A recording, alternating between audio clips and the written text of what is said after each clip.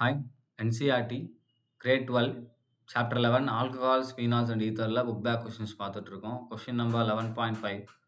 Alcohols are comparatively more soluble in water than hydrocarbons of a comparable molecular mass. Explain this fact அப்படின்னு கேட்டிருக்காங்க. அதாவது same mass இருக்கக்கூடிய ஹைட்ரோகார்பனையும் ஆல்கஹாலையும் நம்ம வாட்டரில் dissolve பண்ணும்போது ஆல்கஹால் நமக்கு நல்லா சால்பிள் ஆகுது. பட் ஆனால் அது ஹைட்ரோகார்பன் கரையலை. ஸோ ஏன் அப்படின்னு கேட்குறாங்க. So alcohols forms hydrogen bond with water due to the presence of OH group, whereas hydrocarbons cannot. Due to this intermolecular hydrogen bonding, alcohols are more soluble in water.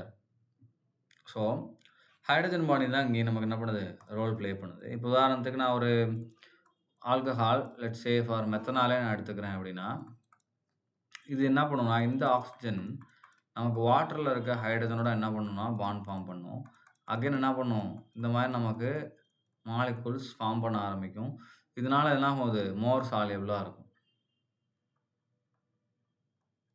இது comparable மாஸில் இருக்கக்கூடிய ஒரு hydro carbon நான் எடுக்கிறேன் அப்படின்னா இதில் நான் வந்து இப்போ வாட்டரோட ரியாக்ட் பண்ணும்போது எந்த ஒரு இன்ட்ராக்ஷனும் இருக்காது.